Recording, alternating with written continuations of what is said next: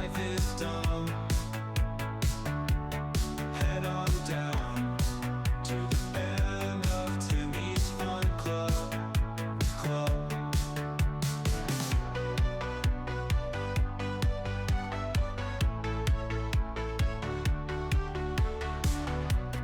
If you're feeling bad, 'cause your life is dumb, head on down to the band of Timmy's Fun Club.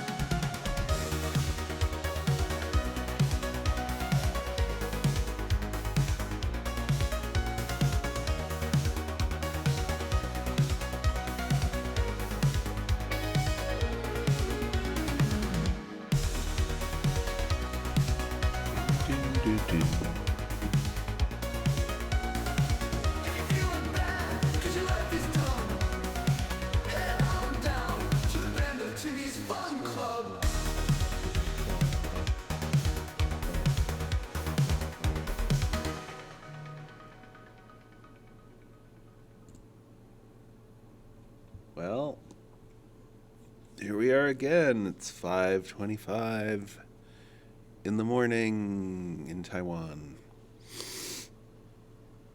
Oh, man. I am just so tired. Is anybody else just so tired? You ever just been so tired? Woo! No, I'm not. I don't know if that's everybody here, but have you ever just been so tired? Do you ever just feel like, I'm so tired? I need to go to bed. I'm so tired. Has that ever happened to anybody? You, sir? Yeah, has that ever happened to you? Yeah? I'd be a terrible stand-up. Terrible stand-up. Although, I think for the same reasons, I'm a good podcaster. Because I'm not going to hold people's attention with a joke. Like, I'm not going to sit there, yes, you, sir, you look like you have a wife. Let's talk about your hairline. Like, I'm not going to be that guy that pokes around at a crowd that way. But I can talk to that same guy. Hey, sir, you've got marinara on your shirt. Let's talk about that shirt. It looks pretty nice. Where'd you get it? And then we're having a conversation. And before you know it, we're laughing, but it's not because of the jokes. It's because of the shared humanity. And you see, there's the reason why. There's the reason why I've always wanted to be a communicator, a broadcaster, a producer of discussion. Back in my old days, I mean, we're talking like 10 years ago, more than 10 years ago. Oh boy, 15 years ago. We're talking a long time ago. In my old days, I had this internet radio show, and anybody could do it. It was something called Blog Talk Radio. So you'd sign up for it just like you'd sign up for a blog, except it was your talk radio show. And you could do it through your computer, or you could do it through your phone. You could just call in with your phone. And you'd set up the time, and you'd set up, your sounders and everything like that. And you just call in the phone. And one time I had a whole hour where I had a list of public phone numbers. And for that whole hour, we just called a bunch of different random payphone numbers or public phone numbers. You know, like if there was a public phone at the mall or if there was a payphone on the corner or something like that, we just found a list of those numbers and called. And a couple times we got some interesting conversations. Now, most of the time those numbers were, you know, disconnected or out of service or whatever. But that was pretty fun. Like, that was pretty fun. We did we did a lot of goofy things. I was just listening the other day to some of the stupid things that I did back then, and I can't believe that I did it. And I also can't believe that that it was so unpopular. Because I just feel like, you know, if I myself had come across something like that, I'd have been like, this is amazing. I'm going to subscribe and tell my friends.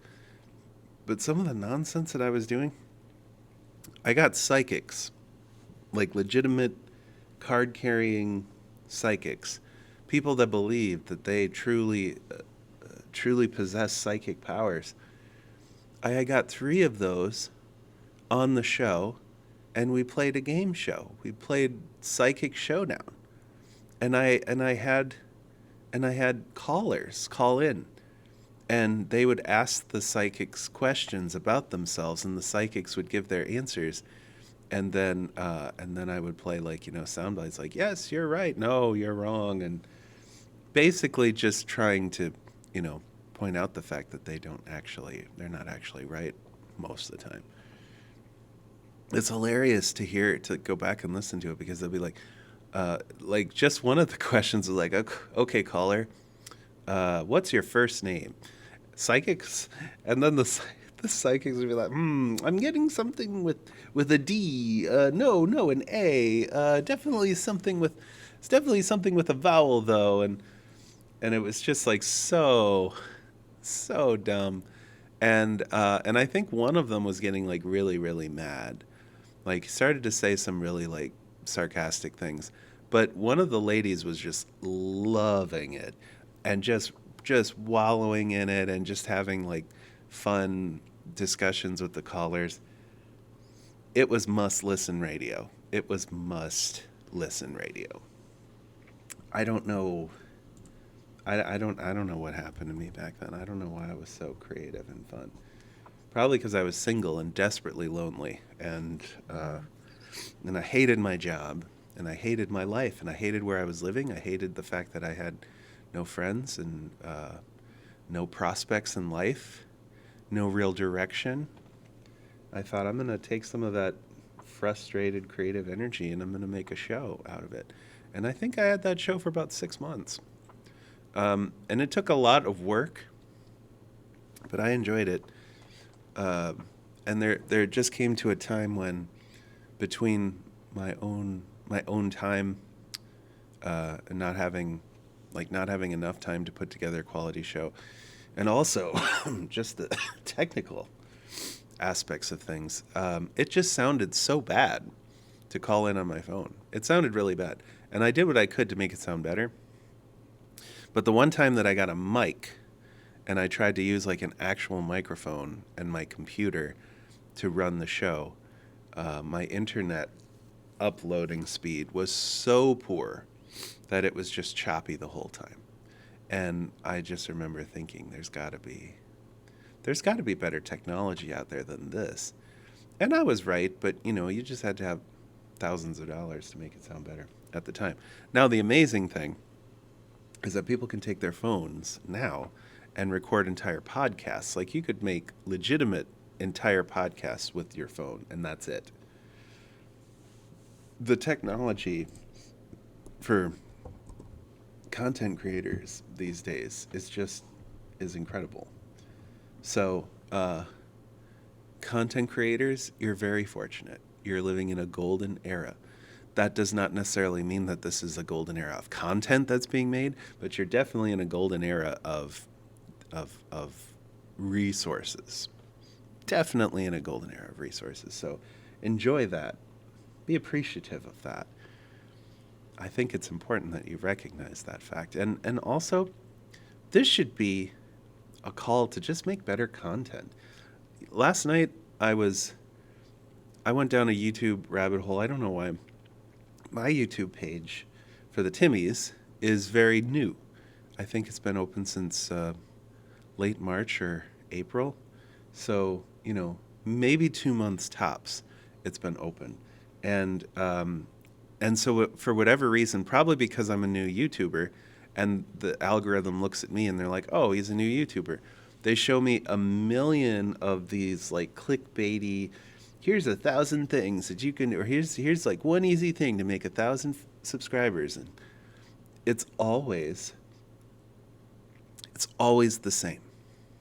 These videos are in like a studio or a well-lit room, highly polished, well edited. You always get like the talking head thing where they're like, I'm going to tell you blah, blah, blah, Zoom. And this is why you need this. I'm going to tell you it's a blah, blah, blah. Oh, 5 seconds have gone by. I got to zoom back in on my face because I'm going to lose your attention. And it's like, it plays into all the stereotypes, like all the bad stereotypes that we think about, like, the latest generations of people. It's a self-fulfilling prophecy. It's basically like teachers complain about, students don't have any attention span anymore. We're hardwiring that attention span into them right now with the content. Like we're at this paradoxical moment where we have this incredible technology where anybody can create.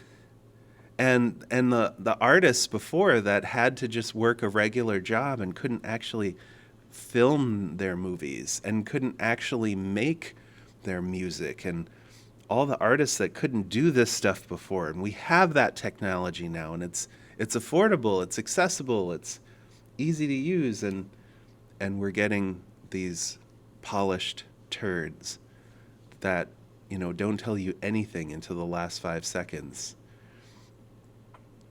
They give you so much flash, and they're just geared to like hold your attention all the way until the end when they tell you nothing.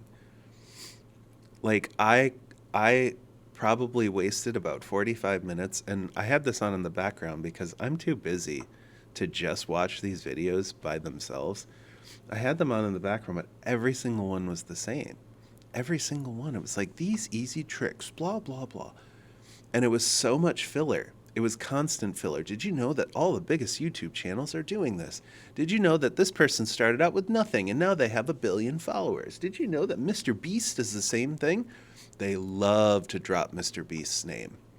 I don't know the actual secret to his success other than maybe some kind of blood oath with Satan. I'm not going to say it's not true. I'm not going to say that it is true. This isn't Fox News. And I don't actually know. Maybe they think he's not woke. Maybe they think he's cool. I don't know. I don't know what anybody believes. Every single one of these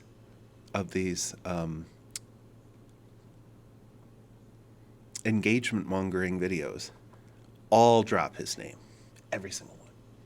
It's almost like he has an agreement for this. It's almost like he's, the YouTube Pope and everybody has to say his name. Every single one reference him. And almost every single one, too, has this tiny little audio clip of him just being like, I got so many ideas. I can't wait to bring all my ideas to life. It's like I got all these ideas and they're just popping out my butthole and I have just so many ideas. I'm Mr. Beast.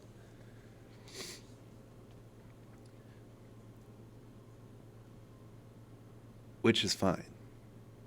He's got a lot of ideas, okay? And he must have some ability to have made it this far. But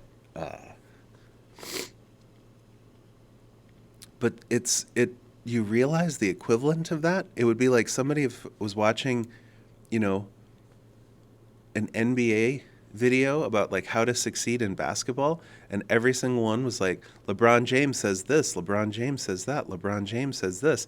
You realize the statistical unlikeliness that you will become the next LeBron James. It is microscopic to have that much talent, to have that much work ethic, to have that much discipline, to have the same build, you know, to be able to thrive in competition, to be able to, you know, not just to thrive in competition, but to become better because of it. I mean, the way that LeBron willed a lot of his early playoff teams to championships, that is not something that you can teach. That is not something you can make a YouTube video about and quantify. And yet people are doing that with YouTube videos. People are doing the exact same thing. Do you realize the statistical unlikelihood that you will ever be a Mr. Beast, that you will ever be any of these like forgettable YouTubers that, you know, 10 years from now, no one will give a crap about? It's so small. But that's what they're selling. That's the golden ring that they're asking you to grab. It's not even like reasonable bits. Hey, grow your channel by 100 subscribers this month. Grow your channel by 1,000 subscribers this year. It's always like, you want to be Mr. Beast, have Mr. Beast numbers. It's really sad. I hope that there's enough people that are cynical out there that understand that this is not a sustainable thing. And in fact, the same kind of nonsense that they're asking you to perpetuate, they're perpetuating themselves. It's like, you know, you need to make videos that sell people on this idea of how great their life could be, and they get addicted to your videos. And they're doing the exact same thing to you. They're asking you to get addicted to their videos as they tell you all these great things that you could become. You could become this great YouTuber. You could become this great whatever. All I got to do is just follow these little steps. And by the way, I'm going to waste your time for 15 minutes talking about a bunch of random stuff until I have enough time from you in this view, in the algorithm, and maybe you'll give a little like and subscribe at the end, because I'll tell you, make sure you give a little like and subscribe at the end. And people are like, oh, I'll like this. I'll move on to the next video. It's such a load of trash. And even if you could harness that exact strategy and turn that into, you know, an income stream, it feels pretty empty. Like I've out of all the videos I've watched, I've only heard one person say this. And they said, when you're making these videos, make sure it's something that you care about, or else people are going to see you on the video and they're going to say, they don't care about this either. Why should I care about it? Like, I only heard one person say that. And the fact is, it's true.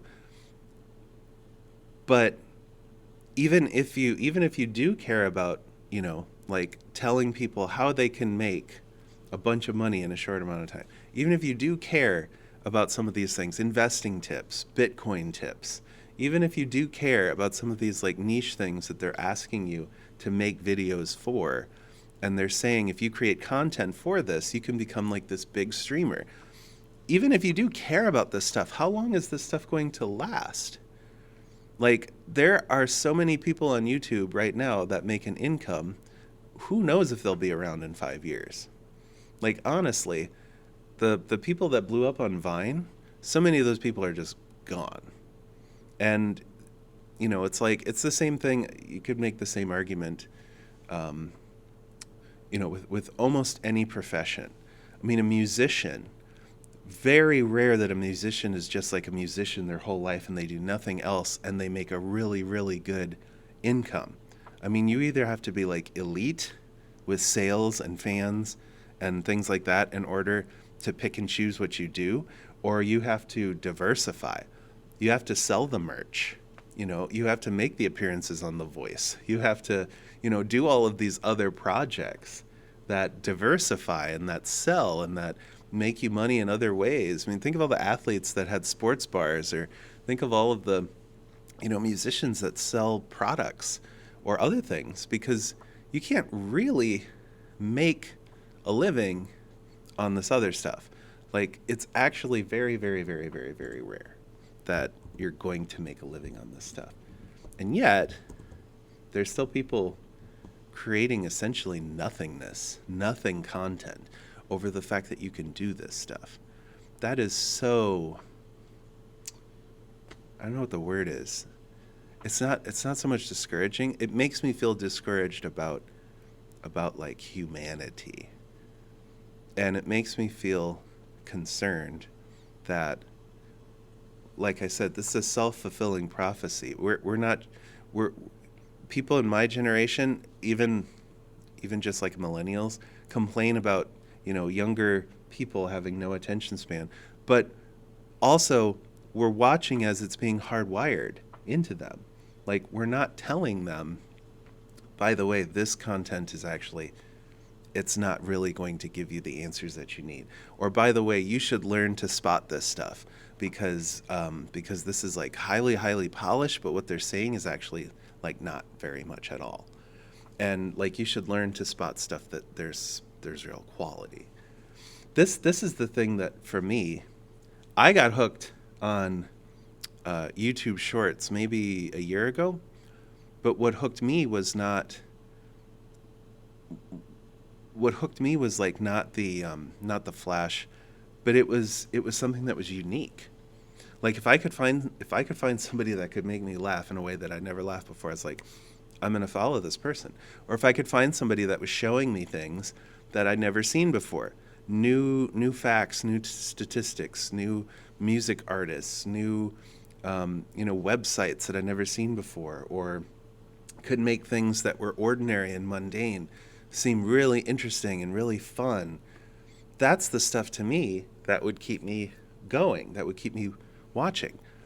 And I assume at some point there are other people out there like me. It's not just these like early generations of kids that all want to be the next Mr. Beast, and billions of them are searching for it, and billions of them are looking for those videos, and the algorithm is creating this huge like tornado of kids that just want those videos, and that's why you should manufacture those videos.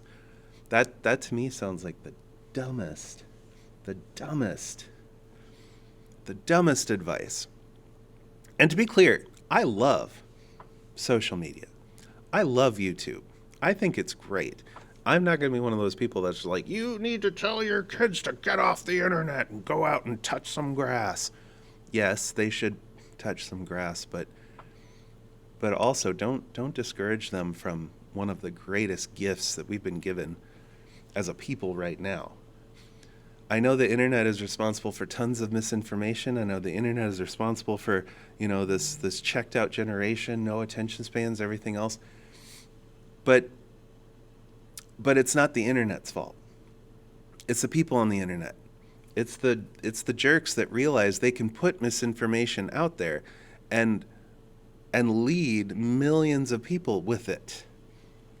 They're just opportunists. They're taking this incredible gift that we have of being connected to everyone all the time and being connected to all of the information in the world at the same time, and all of the news and all of, everything. They're taking that and they're being an opportunist with it. And I can't blame them for that. Now, I will blame them for spreading misinformation, and I will say that that's like really unethical, sometimes immoral, and I get why you're doing it, because power and money, but also you're an a-hole, and don't do that. But that's not going to change, because people are people. And if they didn't have the internet to do it, guess what? They'd be handing out manifestos. They'd be handing out pamphlets.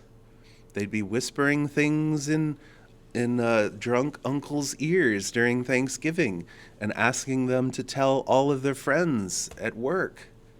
That's just the nature of humanity. We're messed up. We always have been. Always. There's never a time when we haven't been. There's never a time when America was like, oh, America was so much a better country. We were so moral and everything was so great. We have this bias.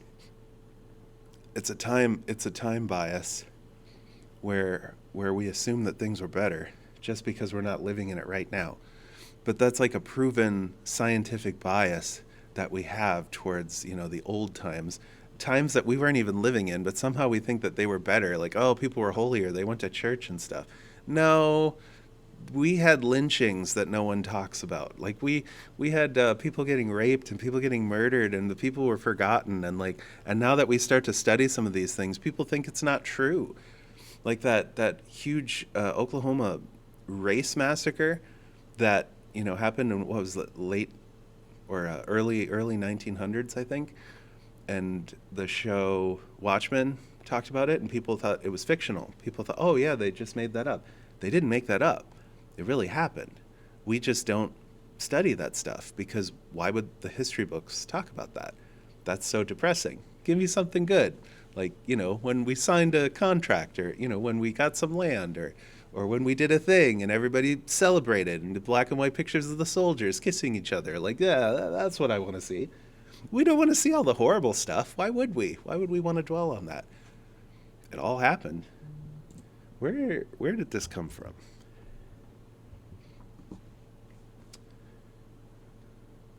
I think it was from all those videos that I watched.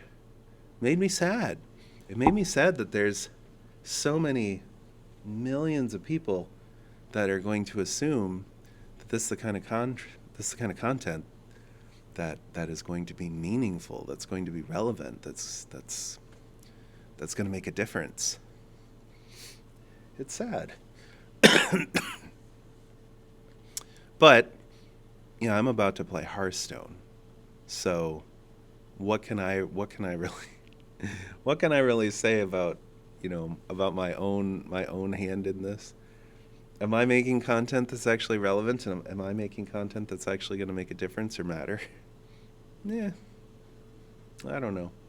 I'd like to think if people are amused for a few minutes in their day, that's something that matters. I'm not going to be here and be a revolutionary. I'm not going to change people's minds and have a lot of great ideas, because if I could do that, I would already be doing it. But I'm not interested in it. I want to experience things and have fun and have joy and make people laugh sometimes. And if that's something that other people want, then hopefully they'll be able to find this stream. And that's the truly difficult thing about the algorithm, is that you have to kind of manipulate things to be seen. But in order to be seen, you have to kind of manipulate things the way that the lowest common denominator wants them to be manipulated. So it's like, if you want your music to be heard, it has to sound a certain way, usually. If you want your media to be consumed, it has to look a certain way. Now, fortunately, because we are in this golden age of technology, you can access new shows that you couldn't have accessed before. So we have space now for things like Squid Game that, in the States maybe 10 years ago would not have been a thing, because it wouldn't have really been readily accessible in the same way. To have that like global phenomenon, it takes this kind of technology to produce that and to distribute that. So it's like we do have more opportunities now for people to experience new things and see new things and actually be really amazed by things that are unique and creative, but it just takes some time to get there. And I'm really concerned that the model that we're giving the next generation of kids, it's like, be like everybody else, do the thing, become the Google trend, become what people want.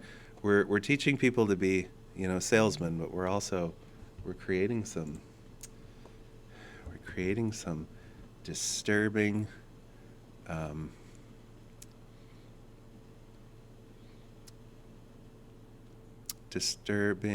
what's osmosis? I don't know what the word is. I've run out of words.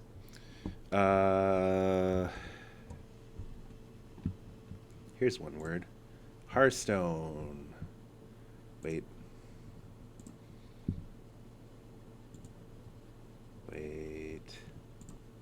Here's one word. Hearthstone.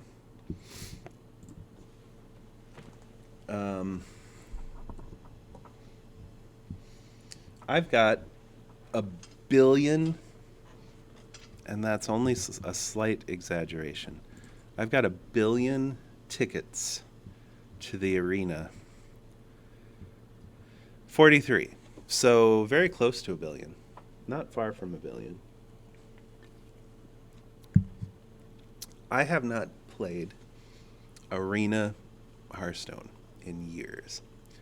And to be quite honest, I don't I don't want to be playing Hearthstone much longer. I think it's been very hard for me to give up Hearthstone because Hearthstone was kind of where everything started. If I hadn't had Hearthstone, I probably wouldn't be here doing this right now. Because Hearthstone kind of kickstarted a lot of different hobbies in my life that I didn't have before. Hearthstone means a lot to me. I put a lot of work into Hearthstone. I put a lot of time into Hearthstone. I have a pretty big collection in Hearthstone. I put money into Hearthstone for a long time. I've only been free to play for like the last 2 years or so, but I put a lot of time and money and effort into this. It feels like losing a part of myself, but I'm just not getting the same joy out of it. And um, we're gonna try Arena for a few different reasons. Number one, it's been a long time, and everybody says it's bad, and so I would like to look at that myself and see how bad it is first of all. But also, standard is at a place right now where it's just not very fun. I've kind of sworn off Wild as something I'm not interested in because as a free to play player, it's getting difficult to get all of the cards that I need for Wild.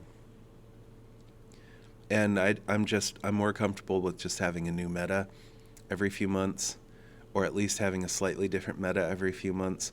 I'm more comfortable with just getting a few different sets and being able to dust the old ones as they rotate out. Um, so I'm not going to do Wild. I'm not going to do any of the joke formats that they have. What was the one that they tried for a little while and it didn't work out so well? It was like the rotating format. That was kind of interesting, but it just doesn't stick. And Battlegrounds have kind of stuck in Hearthstone. Like that's probably one of their more popular modes right now. Because you probably find just as many Battleground streams as you find like laddering streams, but that's a different game. That's not like Hearthstone. It's Auto Battler. So I'm going into this game having no knowledge of the arena meta. I do know that there are some custom cards in arena that aren't available for standard or for the other modes. But I have no idea what we're going to see. I think out of all of these things, Druid is probably the one that I feel the most comfortable with. All right, is this a new thing that you get a legendary card right off the bat? Because I never got legendary cards in arena. When I would play before, I would get a legendary card like once every maybe 5 games. Deal 1 damage to all enemies. If it's your opponent's turn, deal 4. Is this an arena card? I've never seen this before. Archdruid, Naralax. Okay, so this is an old guy. Dormant for 2 turns. Add a dream card to your hand at the end. And then old Sir Finley. This seems like it'd be pretty bad in arena because you want to draw cards. You don't want to swap your hand. This one is kind of interesting because it's board clearing, dealing 1 to all enemies. If it's your opponent's, deal 4. But that's not a particularly good board clear. I guess we'll go with the dream cards. Just hope I can get this guy out pretty soon. Alright. After you use your hero power, gain 2 health. And it's a taunt, so it's going to die pretty fast. Tar Creeper. Let's do a nature studies. I do like to discover. Oh, we got some old dredge cards in here. A 2/2 adventurer with random bonus effects.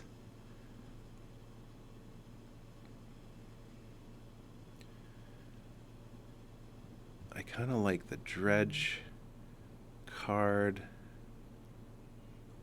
Although having minions that stick on the board are good. We'll just do a dredge for now. Alright, so we've got an imbue card. What are the chances that I see any other imbue cards? That would be probably one of the most awkward, inopportune things if I was like, oh, I'll take a imbue card, and then that's the only imbue card I ever see.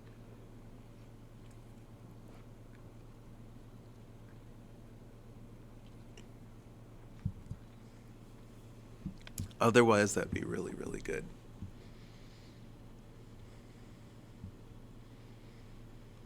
I don't know how many nature spells I'm going to have. You know what? I'm going to hold out hope that I can find more imbue cards.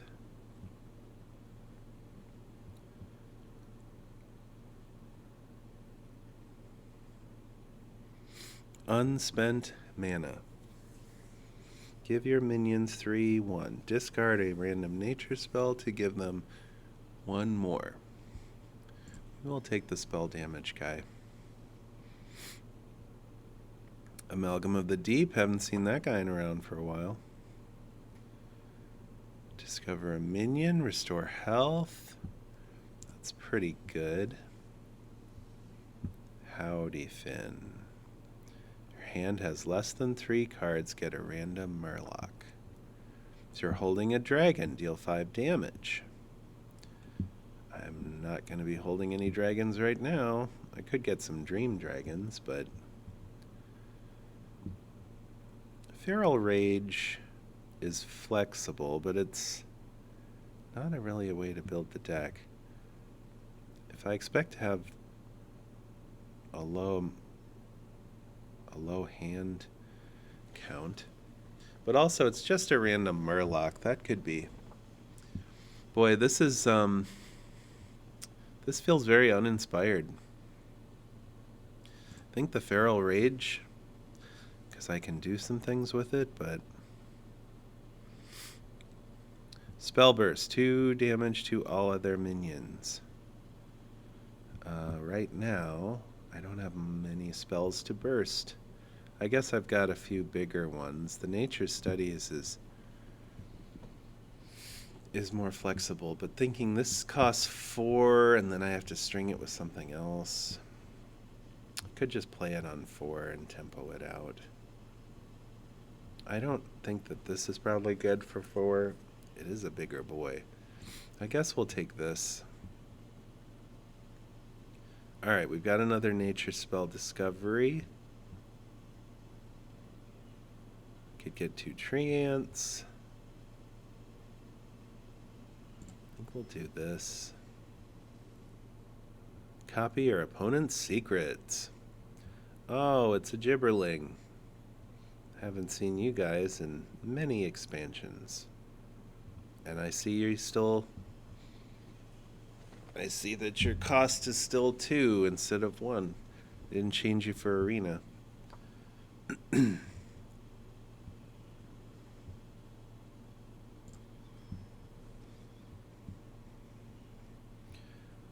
A gem tosser. I wonder if that guy's good. You know what's sad? Is this would be really good if I knew I had any dragons.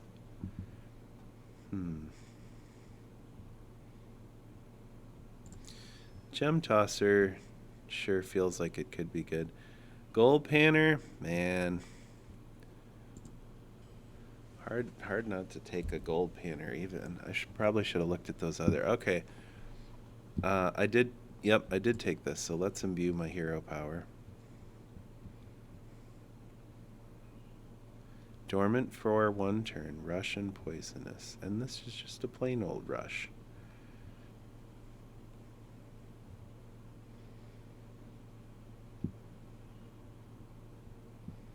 Have I even seen a dragon yet? I've seen a lot of dragon things that interact with dragons.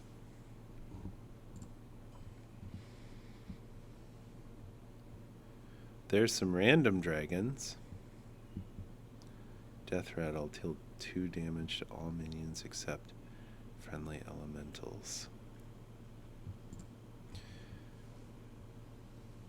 I've never been good at drafting.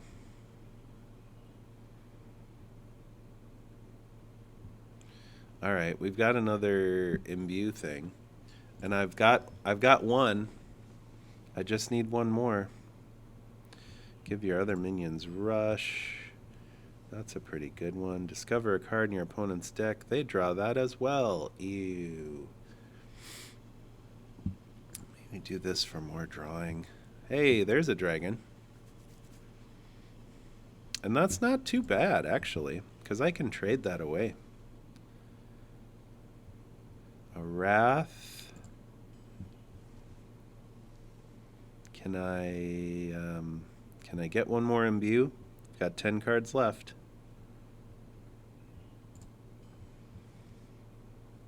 There we go. Now I just have to draw them. Hey! There's another one. Add a random 2 cost and 3 cost. Deal 3 damage randomly split between all other characters. I think we'll do this. It feels greedier. Restore 7 health. Another wrath. Wrath is so flexible. I don't have any big threatening creatures.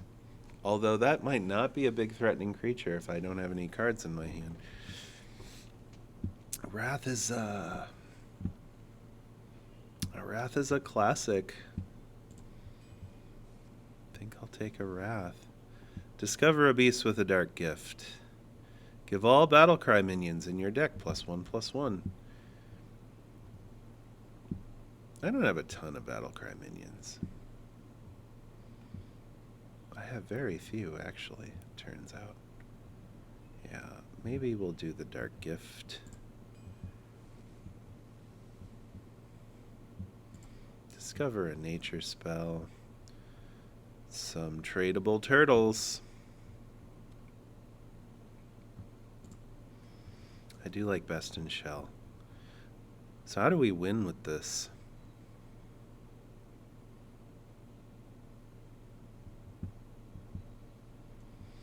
Maybe the Gem Tosser, if we can keep the board tidy.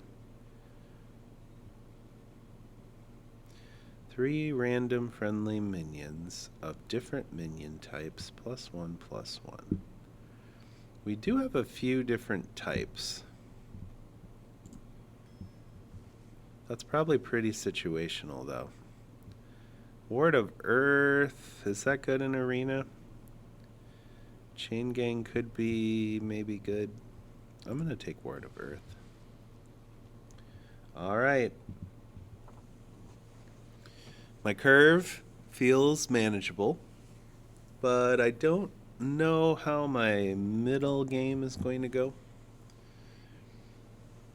I don't know how my beginning game is going to go either, or my end game is going to go. I don't know how any of the game is going to go. Is that good? Is that normal?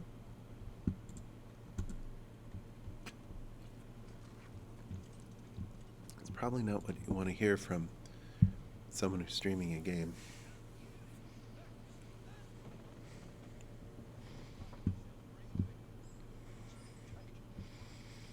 All right, so we got an imbue right away. We got a discover. This is actually good enough for me. Good enough for me.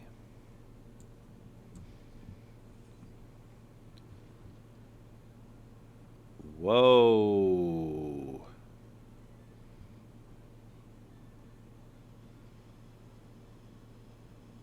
Is it crazy for me to want to take this?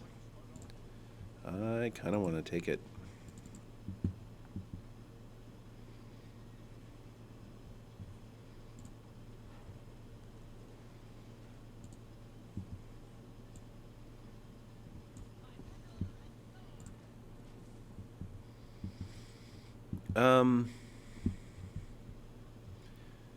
Your next one. Oh, so that's not a nature spell. That's any spell. My next one costs 2 less.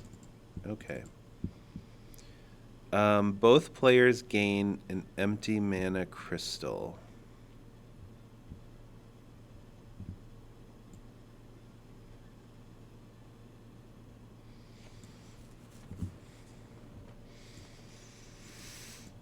Um,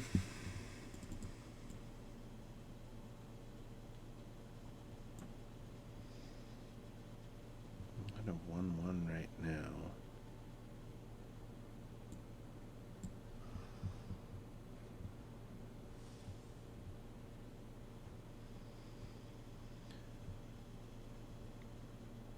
Divine Shield and Wind Fury? Okay, if I'm alive, that's hilarious. Like if I'm alive for that, that's gonna be pretty great.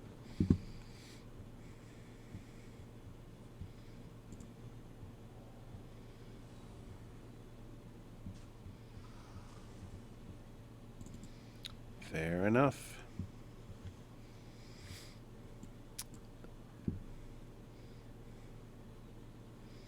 If I play a spell, I can't do Best in Shell next turn. Won't get the finale from the Gem Tosser. Kind of want to dig for some dragons right now, but is it actually good enough to just hero power and pass? I think it might have to be. I want those turtles.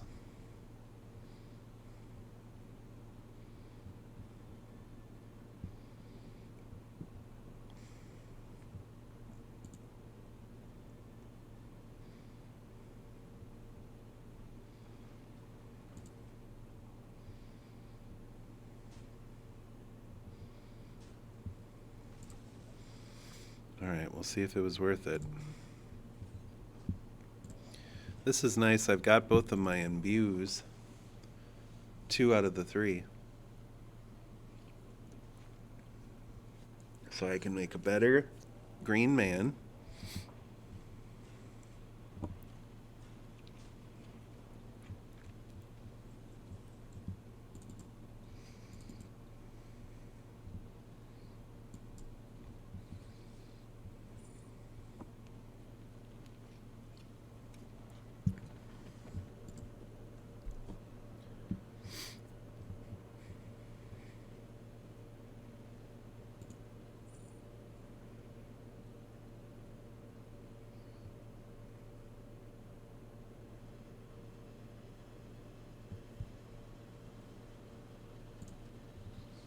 Alright, so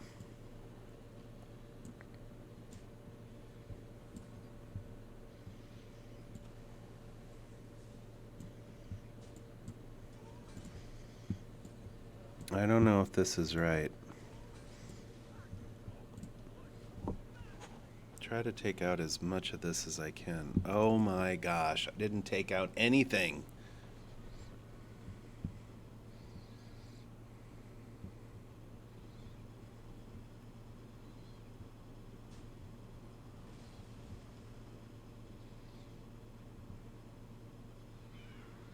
Felt like if you're going to play more minions, that was probably the wrong time to play that guy. But what do I know? My board sucks right now, so what do I know? Is he not going to trade these guys off? Use your poison. There you go.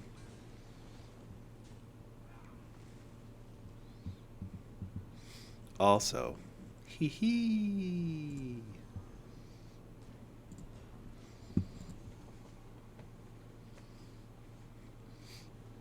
That was why I told him to trade it off. Boy, I hope Priest doesn't have any things that take away my things. Or make my things silenced, or do a thing to my thing. Okay. I can handle that.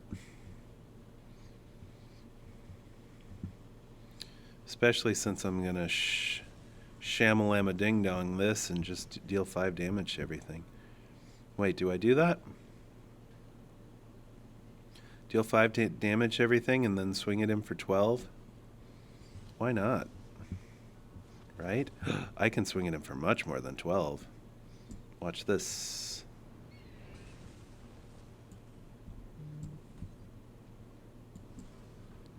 Ka-cha!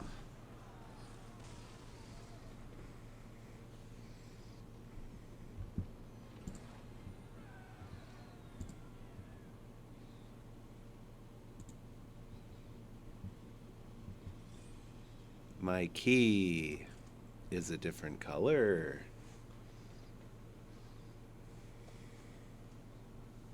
That's what you want from keys. You want them to change color because that shows how good they are and how many doors they can open. Right? It's another priest. Retro Pork. My gosh. I have not seen a name that has crossed my path. Hold on, I gotta find where the old bookmark is. Name, username analyzer. I'll bet the username analyzer is gonna love this. Retro Pork. Gonna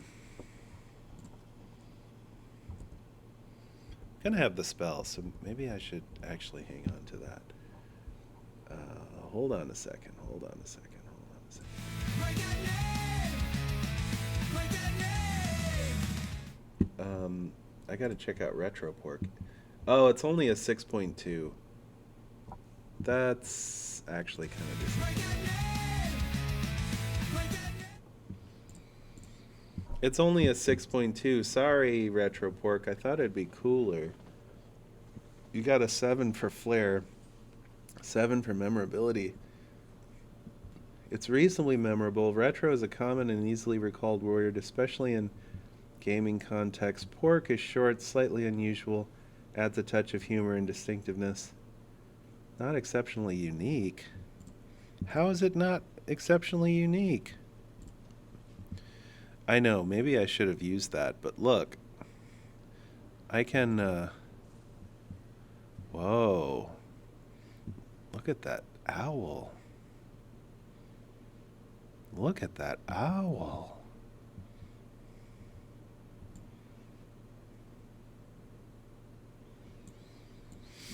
Let's get some random dragons that cost 5 or less.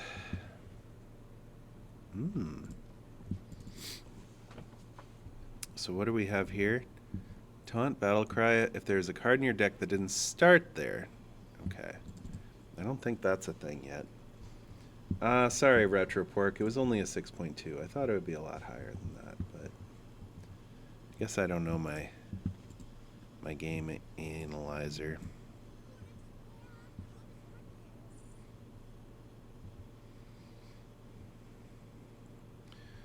So we can use Amalgam to get more dragons, but I think Spinetail Drake is what we want because we're holding a dragon right now, and I could use some enemy removal right now.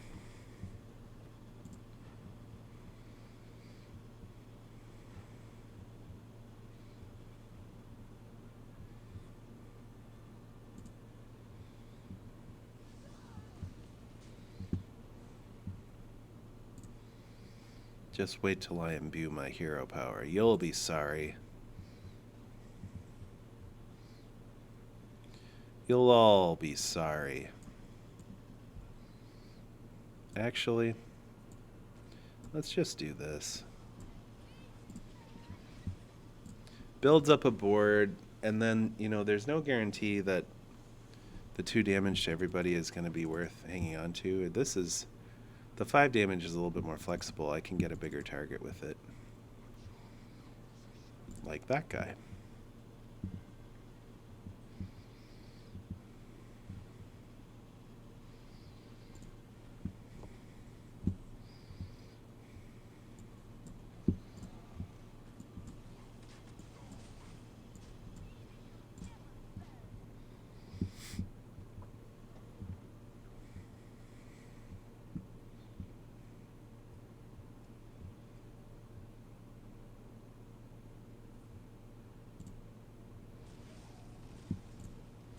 Wow.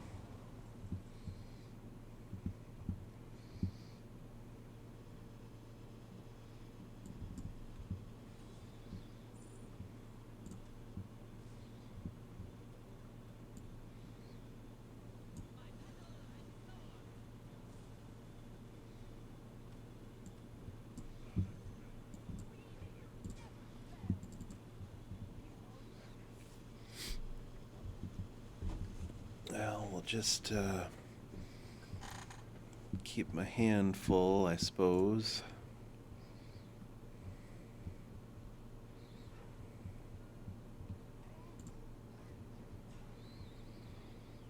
Ungoro was a great set. Ungoro makes me sad that makes me sad that those days are gone.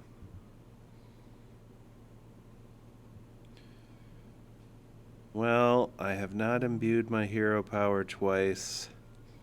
I could use this to draw. I really would like to kill that 0/4. It's too much value. What can I dredge?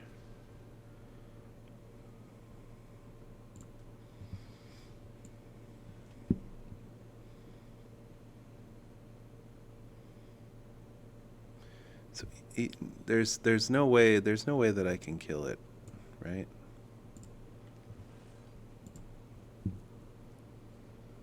No, I think there's just no way that I can kill it, but I do want to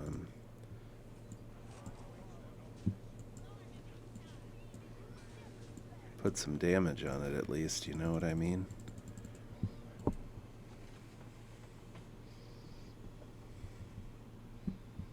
Had to waste a lot of resources to get through that turtle.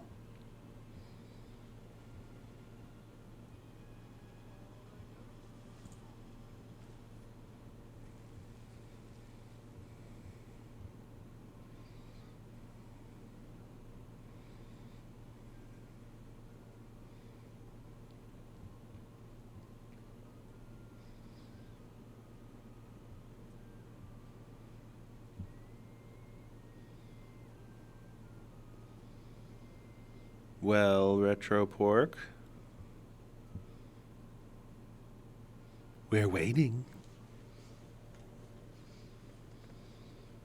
Was that Caddyshack?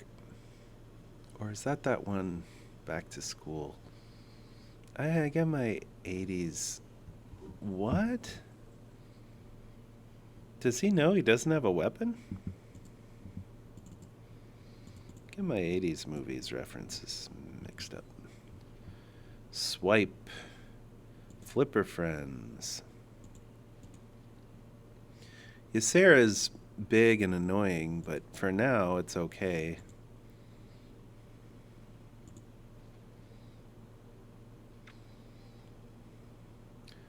One damage to an enemy twice.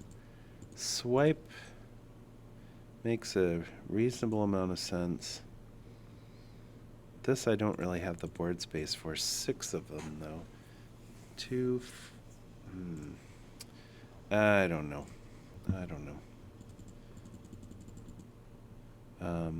Alright, well this needs to die for sure. So I'm going to ping that. 2, 4, 6...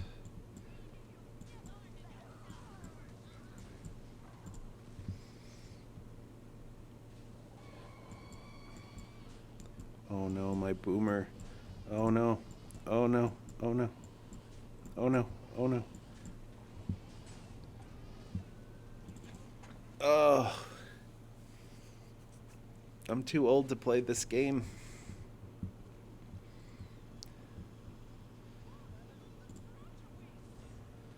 My boomer gaming skills.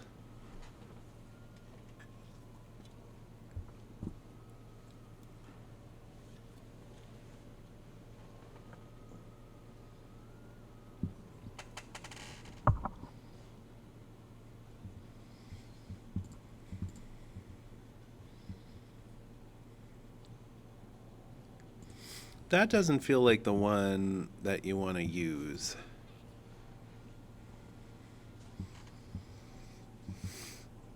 You know, I can't really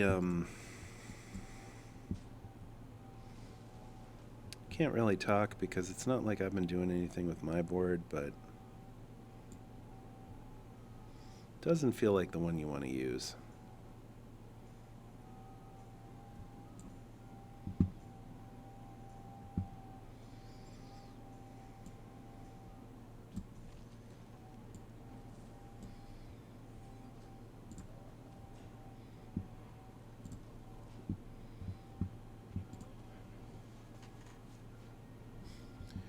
took this spell damage, and I don't have much.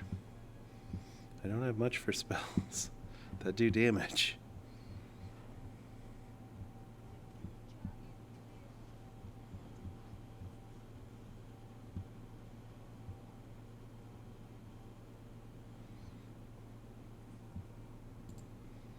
Guess this guy's online now, so that's good.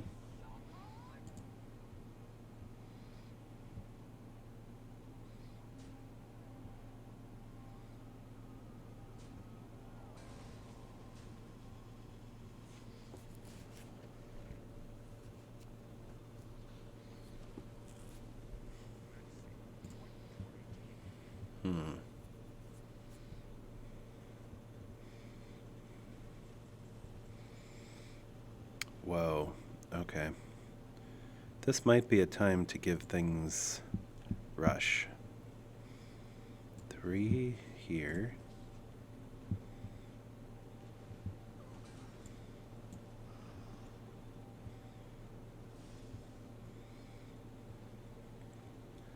A charge.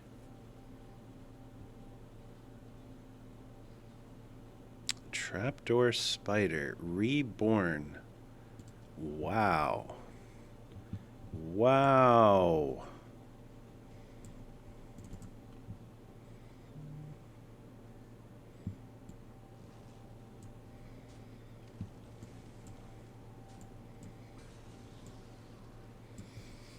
I mean, it's fine, like, giving it rush and everything, but I don't think I want to rush it.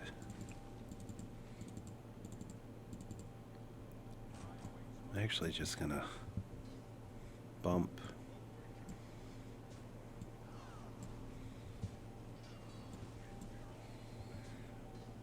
Yeah, I'm not gonna rush it because that thing is so pesky. I don't know what kind of removal he has. I suppose he could remove it, but it's pretty pesky.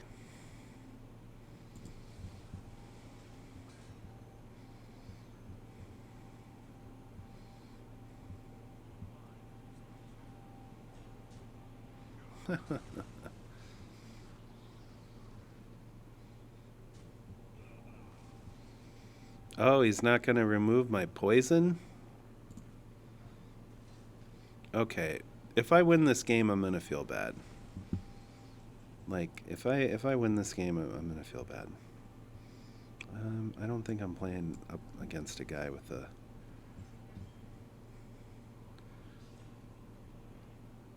full understanding of optimal play.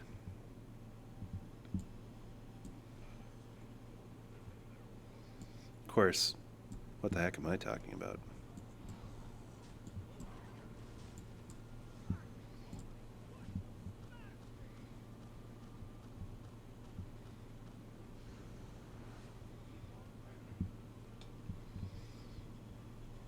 Gone through a lot of my deck already.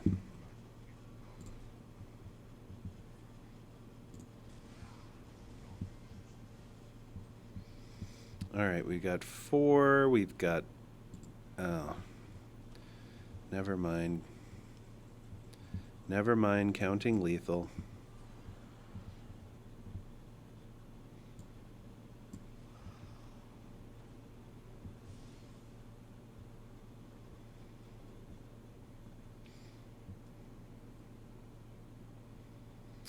Divine Shield and Wind Fury.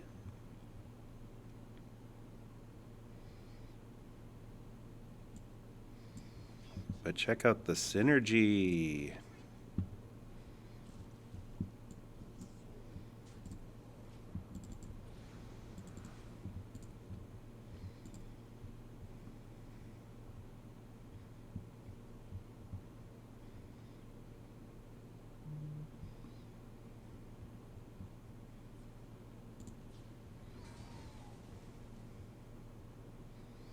Priests just have endless removal. Endless removal.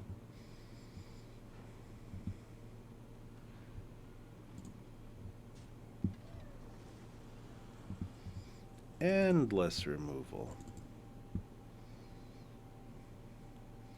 Alright. Divine Shield and Wind Fury. It's going to be tough for him to get rid of that, I hope.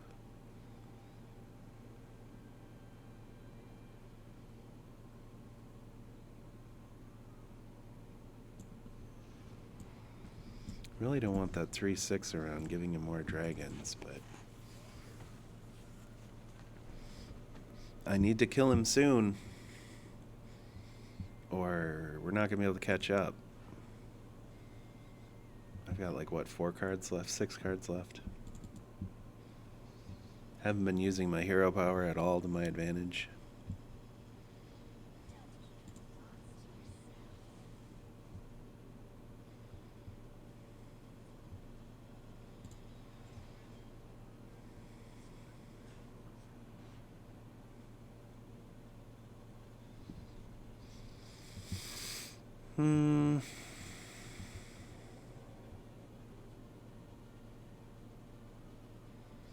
I'm really envious of this guy's hero power. He's got me beat there.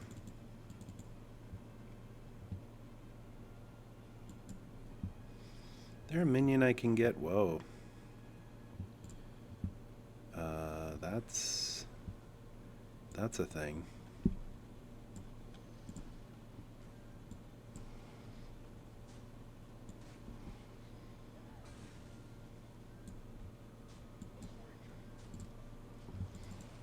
Almost no chance that he lets all this stuff live.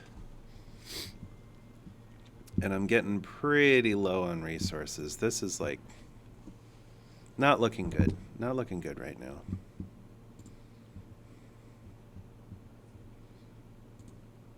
What?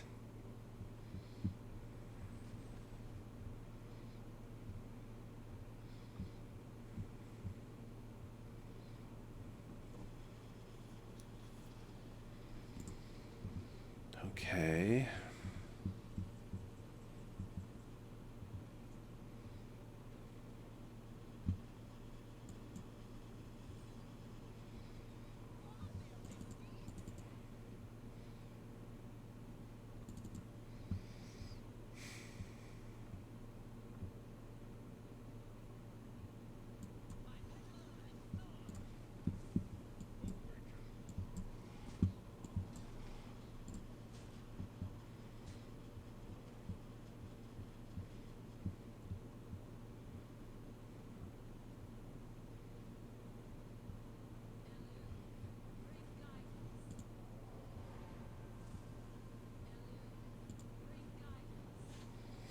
Let's move on to the next one.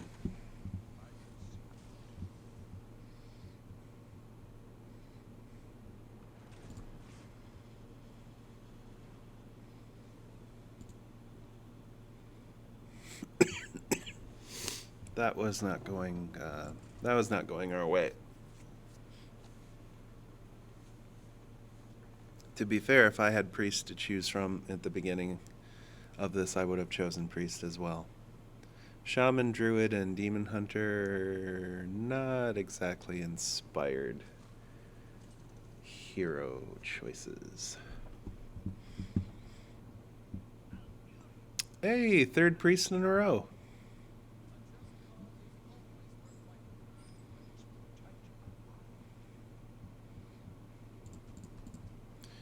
Is this what Reddit was complaining about? Is this why Arena is dumb and unplayable? I know Reddit complains all the time, so, you know.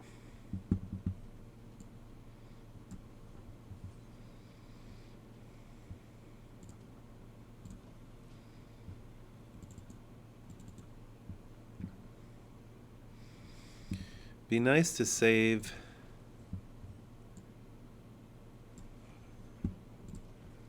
the reduction for the Word of Earth.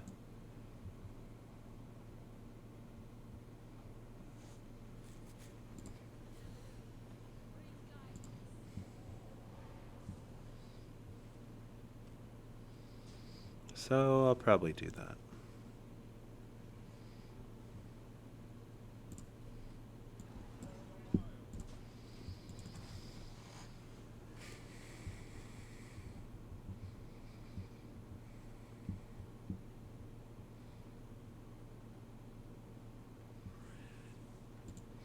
poisonous. Good to see when you've got a random 5-cost minion coming up.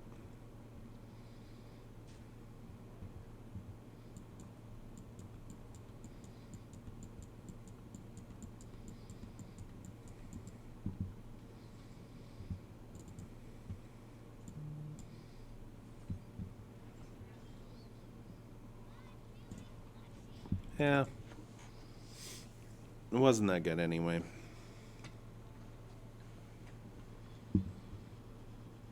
If they actually trade the poison into that, that's reasonable. No, why would they though? When you've got that 3 to trade into it. I'm tempted to use my Feral Rage on it.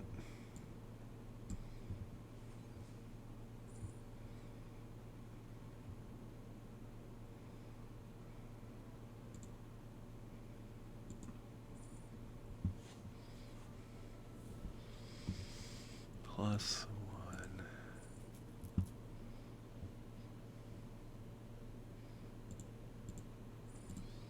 Is this like the most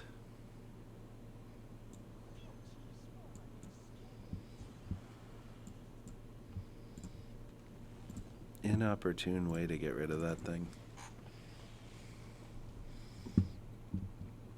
I feel like my plays are pretty suboptimal. Whenever a spell is played, this minion remembers it. Shuffle the spells into your deck.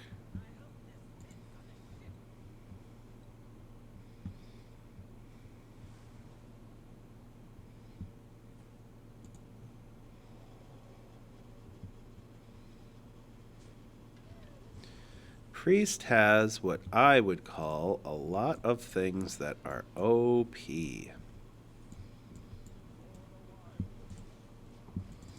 They're just doing some great stuff in Arena. Really useful. They got reductions, they got discovers, they got a hero power that's just endless generation of spells.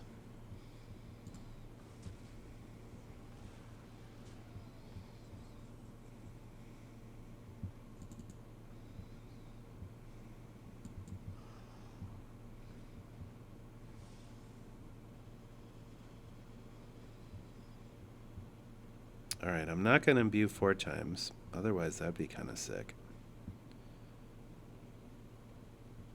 This is going to be too slow. This is fine, I guess.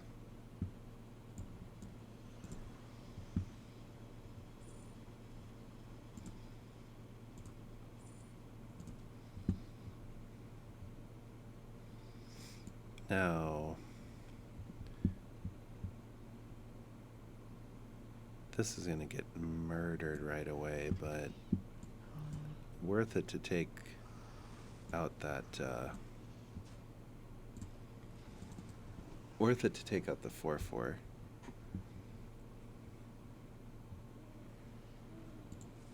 It's another thing that he has to deal with. Okay.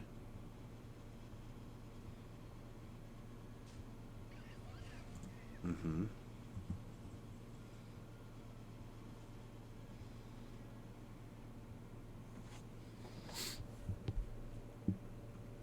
I could discover a nature spell that costs 2 less. Or I could use this nature spell to remove one of these 3s. This has Divine Shield and Wind Fury. It's going to summon something else. I could say that he's running low on resources, but because of his hero power, he's never going to run low on resources.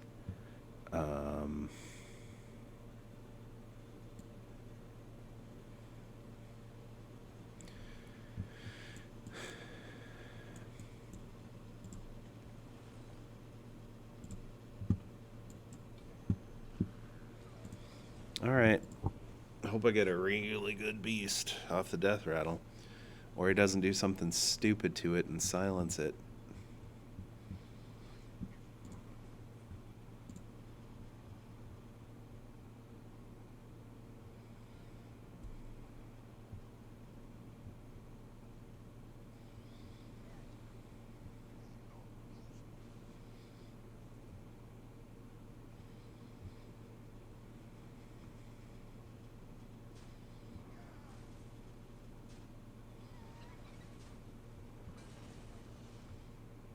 Hmm. It's a bit underwhelming, but I didn't get hit in the face a million times.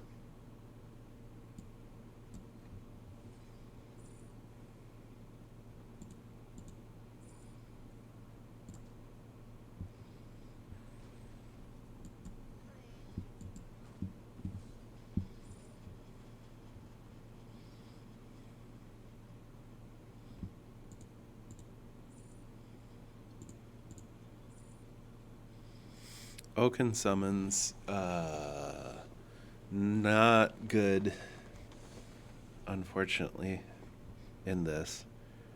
I guess the Wrath. I guess the Wrath.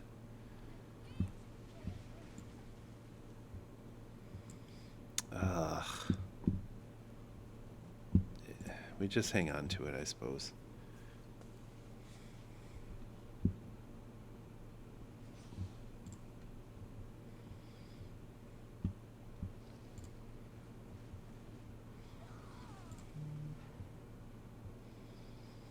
I just don't understand.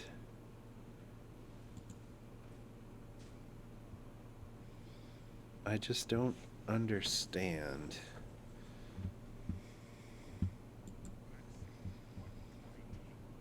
Is it because I'm bad at...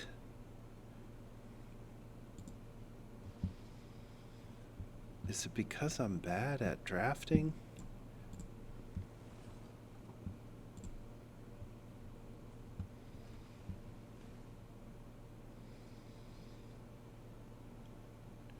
Two, three. Let's him.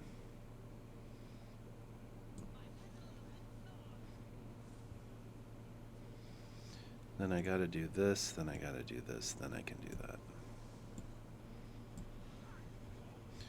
This is such a waste of resources, and he's going to be able to follow up by doing literally anything he wants. So this is kind of pointless. It feels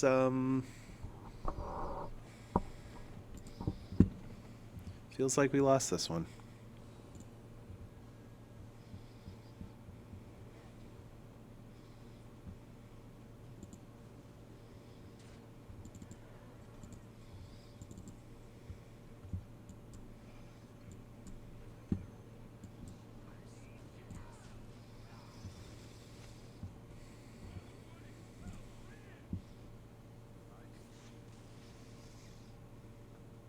Like I said, I would have picked Priest if I had it offered to me. I did not have it offered to me.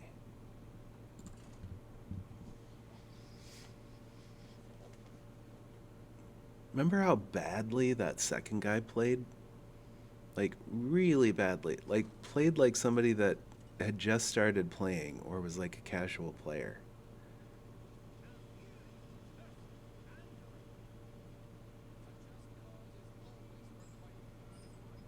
Fourth Priest. Fourth Priest in a row. Is this is there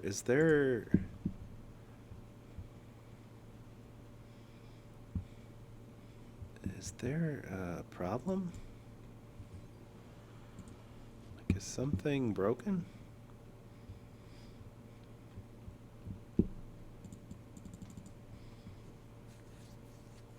And on top of it, it's an OBGYN.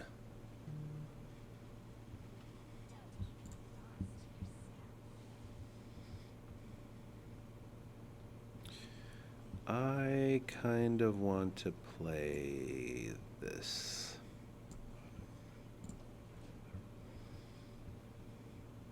Just keep on digging.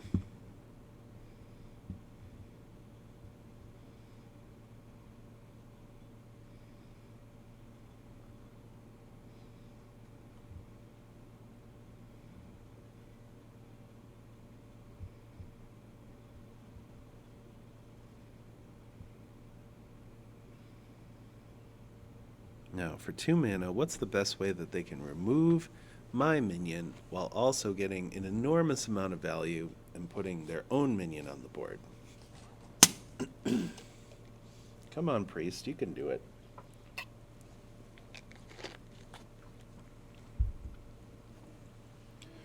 Maybe he's got a patient.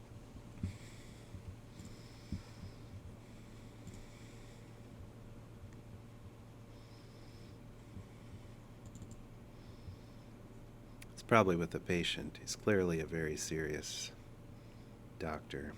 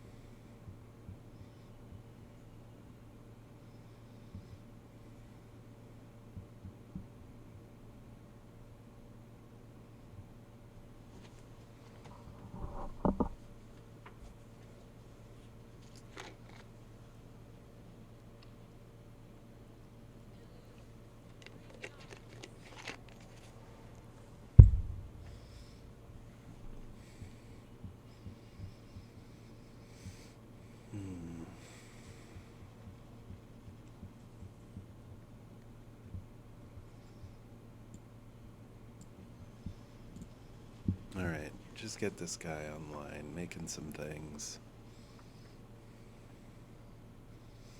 Nice one to get. Really nice one to get. I'm going to need all the help I can get with this.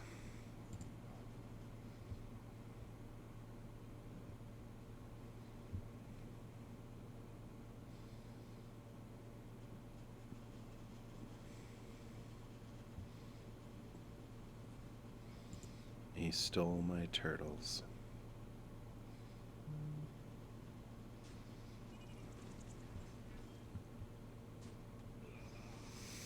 I don't think I can get any more low than that.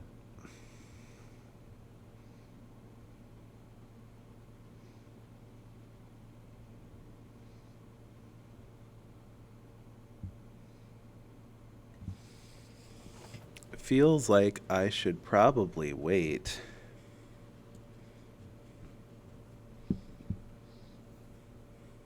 To use this.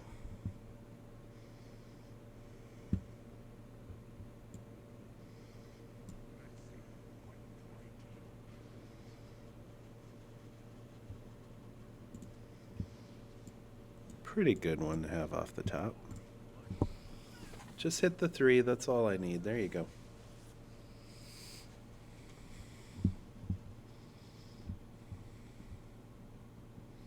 Hopefully I can use that dragon right away.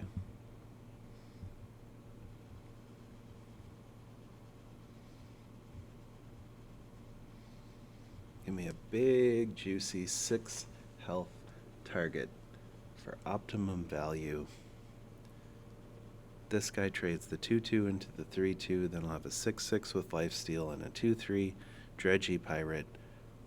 And I'll have the 3-3 dormant guy that shows up. My board will be the best that I've had the whole game. And you'll have to remove the 6-6 dragon with lifesteal. If this guy's not too busy seeing patients, that would be ideal. That would be optimal.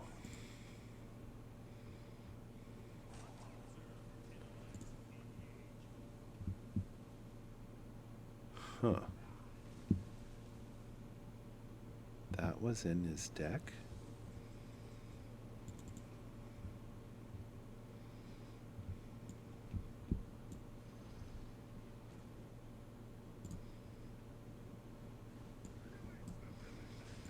All right, I don't know. It's about,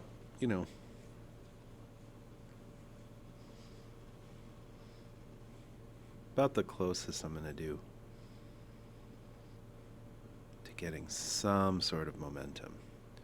Now I've got 2 different things on board, a pirate and a dragon. So I slam the Snapdragon down or the Raptor Herald. Menagerie mug. Okay, we can maybe build a board.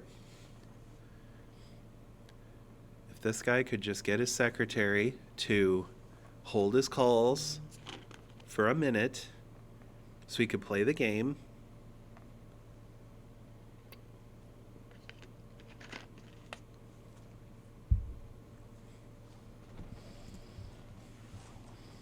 Those are my turtles. Those are my turtles.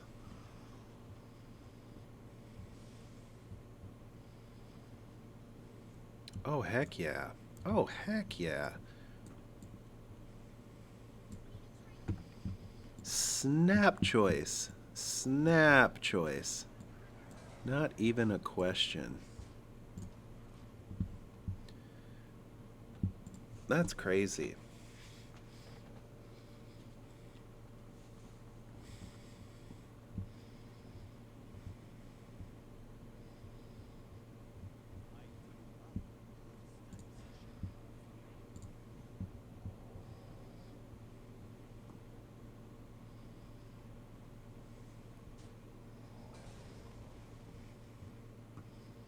Yep. Yep. This is the best that I've felt this entire game. Almost the best that I've felt this entire arena stream.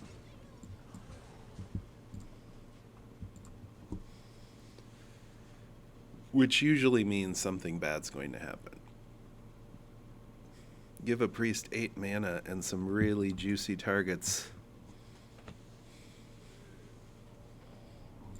Alright, okay. Clearly he was too distracted with his patience, or her patience. Sorry. Clearly they were too distracted to draft a good deck.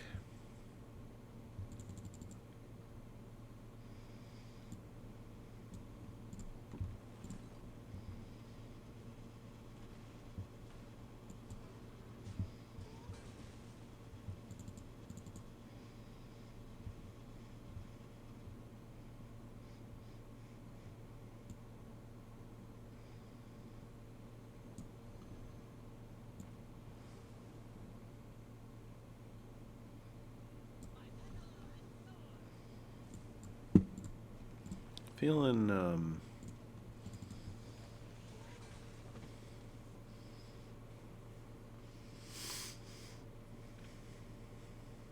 I know, feeling a little spendy. I think I'm going to get rid of that Wrath. Mm-hmm. Mm-hmm. Look at that draw.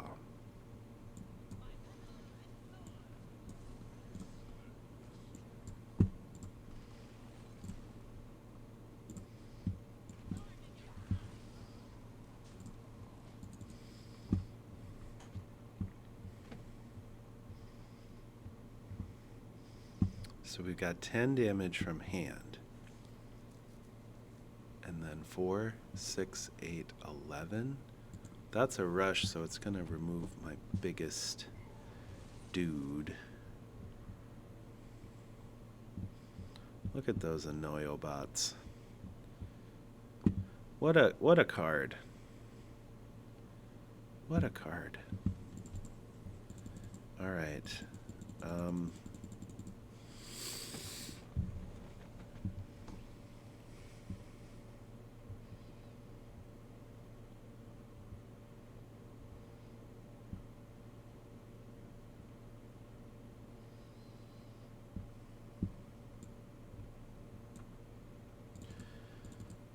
Well,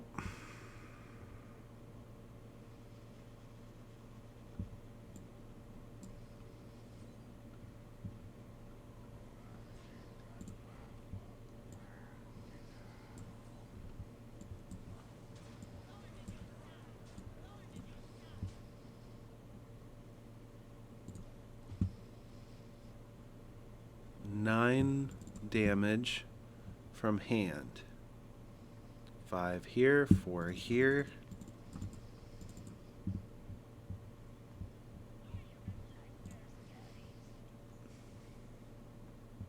Mm-hmm. Mm-hmm. Mm-hmm. Mm-hmm. Does he trade into the 7/7?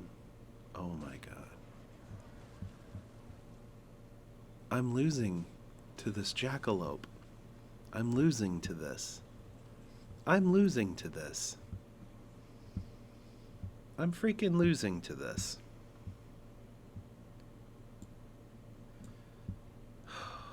I'm gonna tilt. I'm gonna tilt.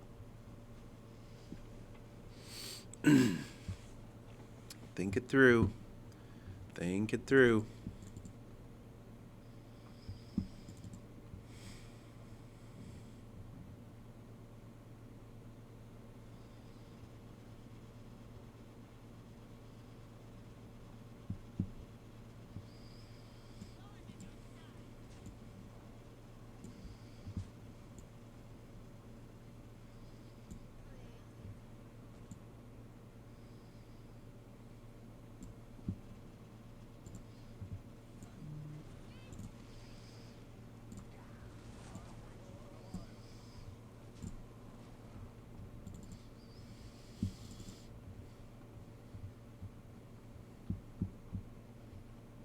To be fair, if they were with their patient, that could lead them to play suboptimally and forget that the 7/7 was about to be destroyed next turn. This is it. This is it. This is it. This is it. This is it. This is it. 2, 4, 7, 10, 15. Thank God.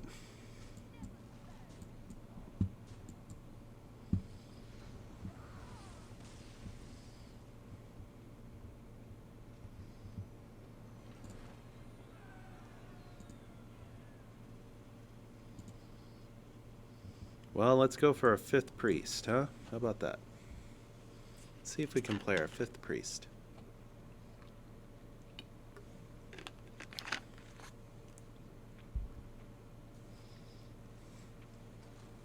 It'd be pretty weird. It'd be pretty weird. Not a priest. Okay.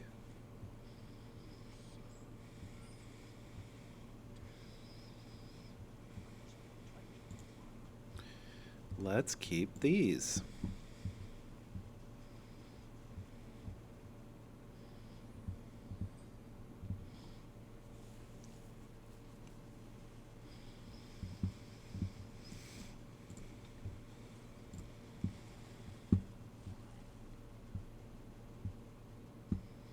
Do what druids do and make some trees.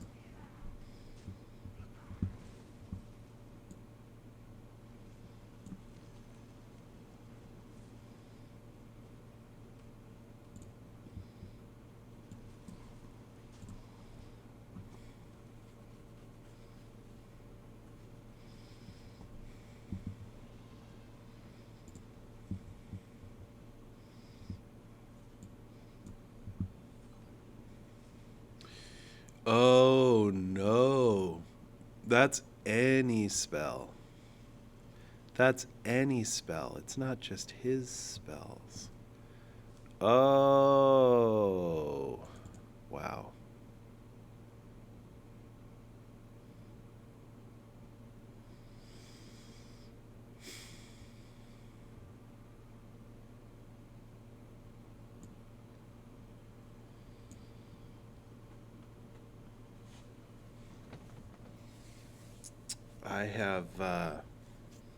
I've grossly misplayed this.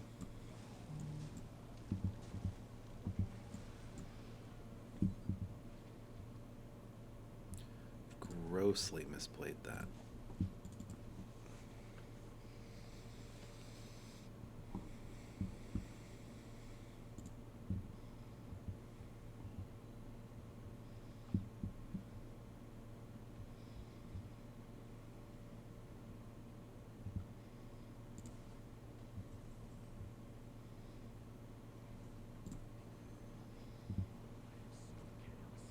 We can't coin out this because then I won't get the spell reduction anymore, right? Or are these just hitting the nature ones? Oh my gosh! Why does this Why is this happening?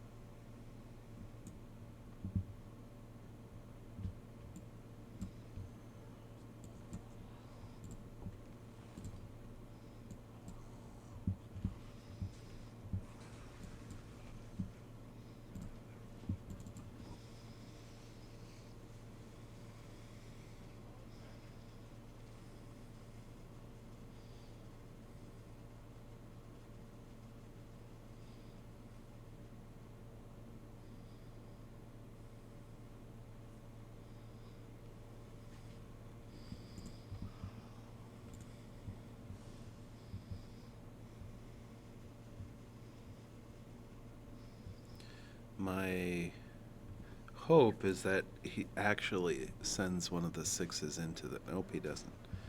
Okay.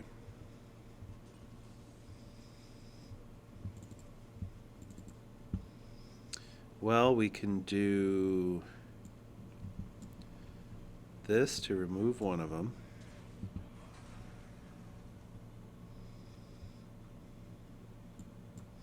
This is unbelievable, the amount of resources that I'm using.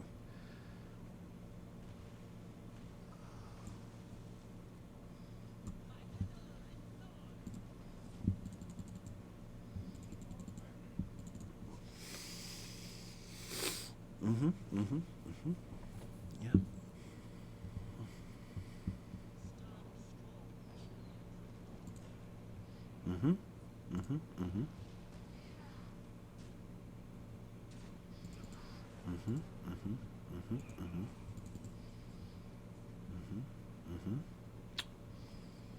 Not a single one of those had a minion type.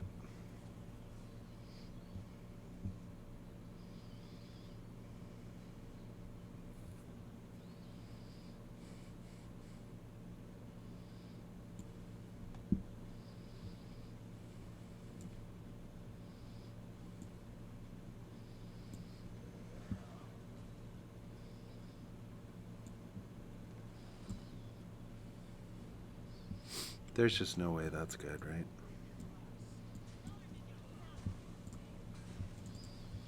He kills that thing instantly and then kills me, right? That's how it's going to end. That's how this arena run is going to end. I mean, I could have coined out and gotten an additional point of health. I don't think it really makes that big of a difference. I don't think it really made that big of a difference. You put 3/6/6 taunts on the board on turn 4. There's just not much I'm gonna do about that.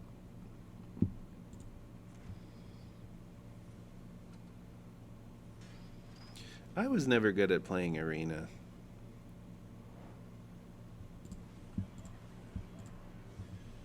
So, you know, this isn't a total surprise. And now I can cash in some of this loot.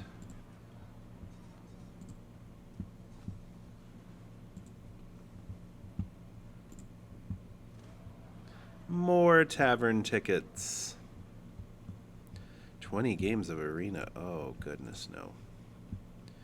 No, no, no, no. No, no, no, no. That's okay. That's okay. I'm good. I'm good. I'll see you, arena. Wish I could trade my tickets for something else.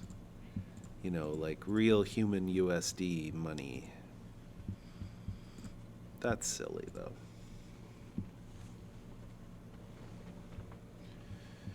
That's silly.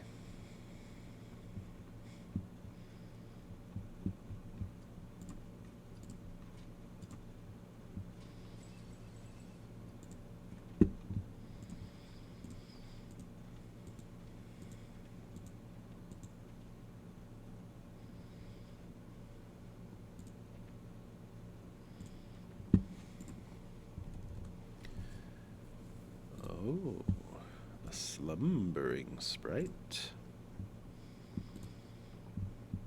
Sometimes the golden artwork is pretty good.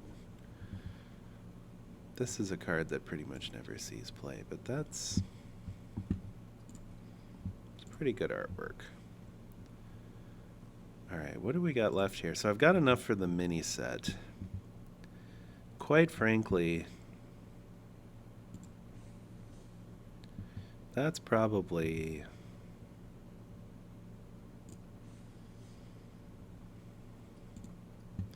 That's probably what I'm going to do. I'm going to get the mini set and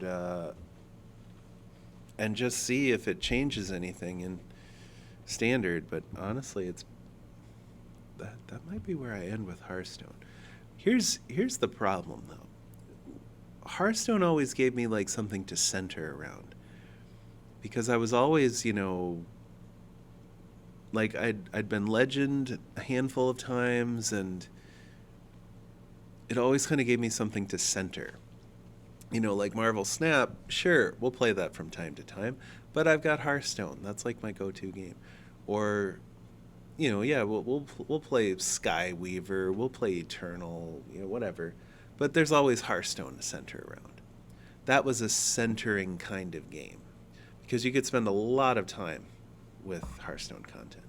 I don't have that same time anymore, and I need some more variety. I've tried a few new card games, but none of them have quite clicked. Magic Arena, I might just have to make that my center, because you can always draft, you can always play Brawl. There's a lot of good formats on there. It's just a matter of putting the decks together, having the wild cards. I don't always have the wild cards, which is a little disappointing, but... Alright, can we do a Battlegrounds in 10 minutes? Probably not. The games are so long in Hearthstone. Maybe we can do a quick Yogg box. One more quick peek in the box, and then we'll call it a stream, I think.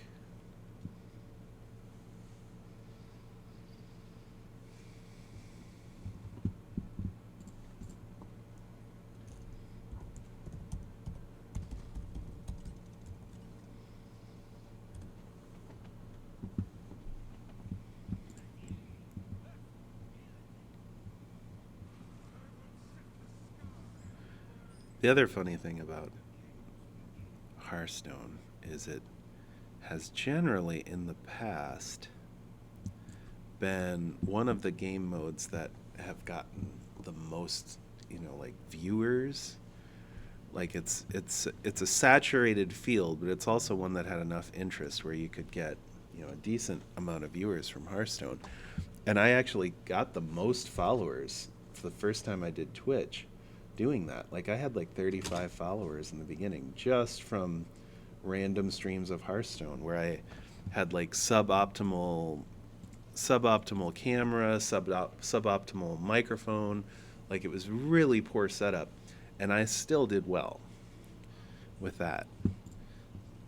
But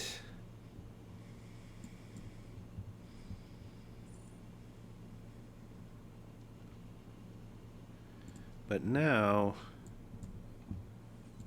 I can go a whole stream without anybody checking it out. I don't think that's a Twitch thing. I think that's a Hearthstone thing. I think it's just not getting discovered the same way anymore.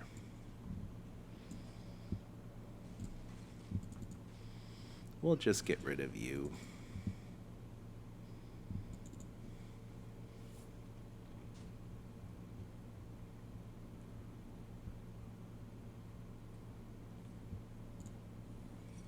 Ooh. Oh, so this guy's gonna make 1 billion taunts.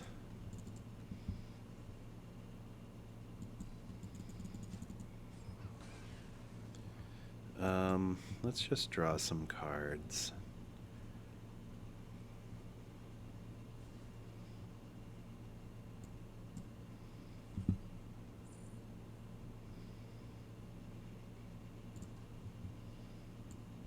sick of getting constantly hit. Let's just draw some cards. So this will be easier to corrupt now. Oh, and there's that. Where's a where's a sheep when I need it, you know?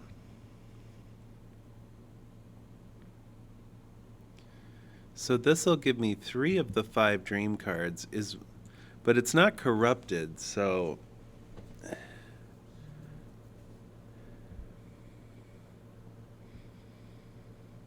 I really shouldn't be afraid of those little taunts, honestly. So that's 6. Yeah.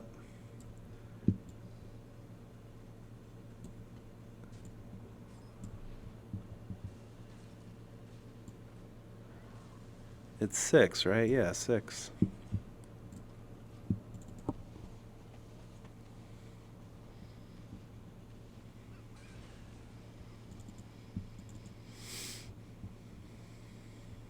It's a lot of pinging damage, but I'm not really that concerned about it. Maybe I should be. I'm not.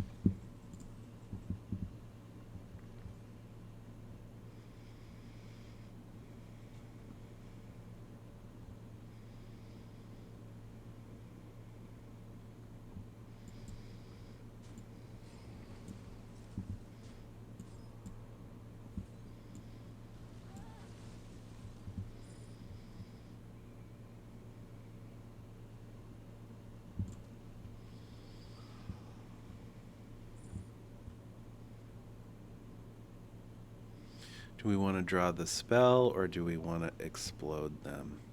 Bombs are more fun. Drawing a spell is more practical, but I've already got 2 Yogg boxes. Yeah, let's just bomb him. They always get nervous when I start bombing them. It's fun.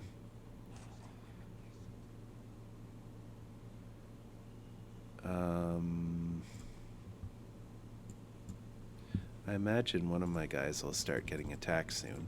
And then this will make him think that I've got a counterspell or something like that up, or an explosive ruins. So he'll get all weird about it, maybe play suboptimally. Or not. Resurrect a friendly death rat. Oh, that's a demon. That's a demon, is it now?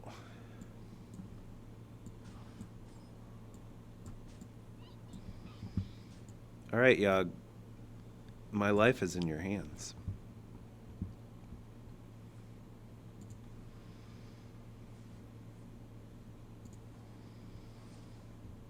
Hmm.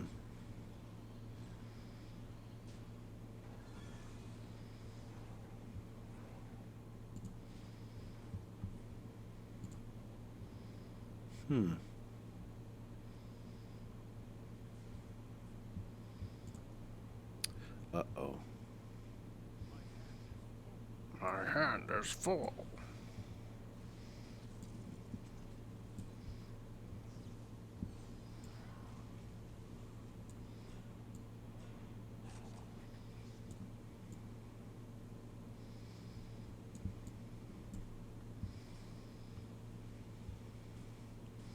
Mustn't get complacent. It's a lot of lifesteal damage, actually. And he just has a lot of damage in general. Yogg, you did a pretty bad job of clearing the board.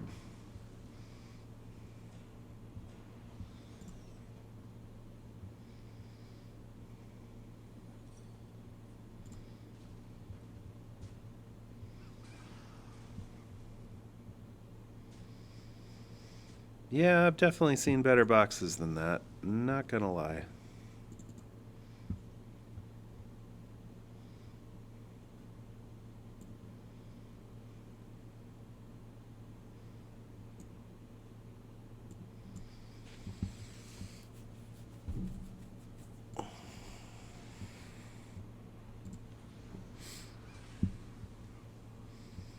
Wonder how soon it'll be before I'm just dead.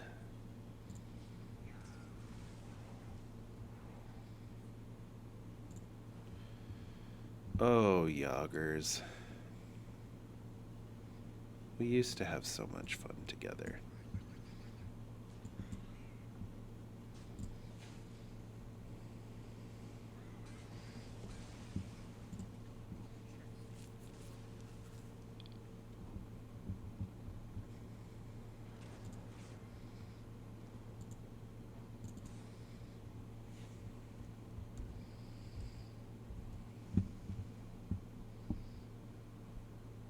What have we learned today?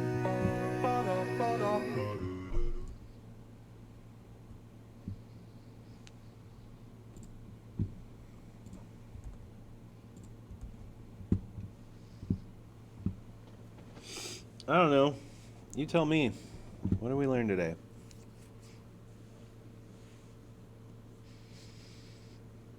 We learned to need a new game, but I guess we already knew that.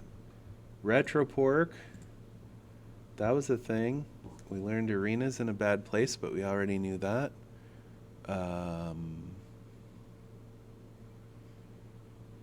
Talked a lot about YouTube stuff. But again, I don't know if that's anything we learned.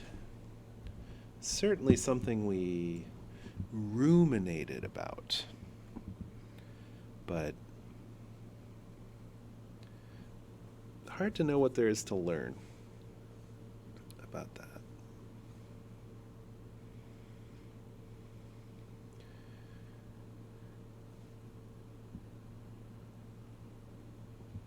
Okay. What have we learned today? Listen, I used up most of my energy with that diatribe at the beginning, and then Arena just sapped the rest of my energy out. And now I don't even want to start my day because that was just an entirely unsatisfying thing. These are the feelings I need to remember. I need to remember this feeling when I keep going back to the Hearthstone well. I just need to remember it's gone. It's dry. Stop going back. You might find a little bit of moisture for like 2 seconds, but we got to be done with Hearthstone. We got to be done with Hearthstone. Anyway, nobody wants to hear about that. Funsplosion XXL. It is coming in 2 weeks. It is coming in 2 weeks. Check the YouTube. We've got the event. You can bookmark it, notify yourself of it. The way that you can win, we're giving a Pokemon box away. The way that you can win is you subscribe to the YouTube, you follow our Twitch, you join our Band of Timmy's Fun Club Discord. Those are 3 different entries into the giveaway for the Pokemon box. And then for the rest of Funsplosion, we're just going to have fun. We're going to play Goose, Duck. Goose, Duck. I've never played it before. It looks pretty fun.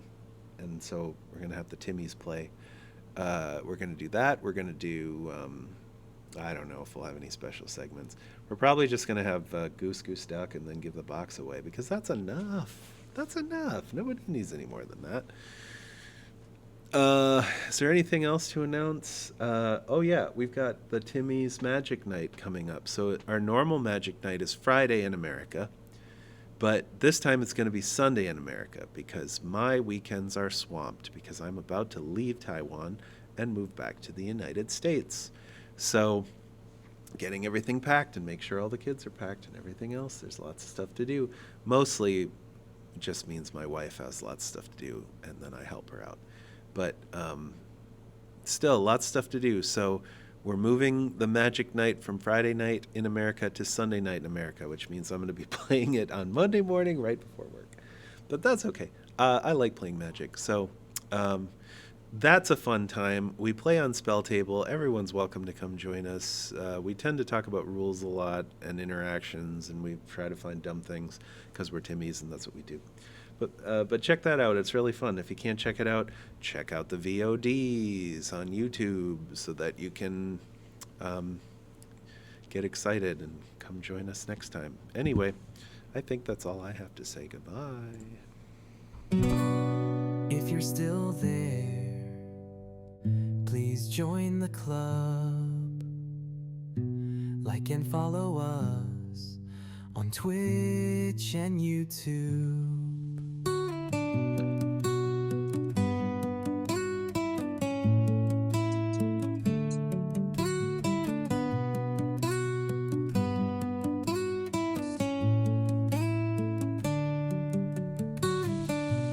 Seriously now, stop fooling around.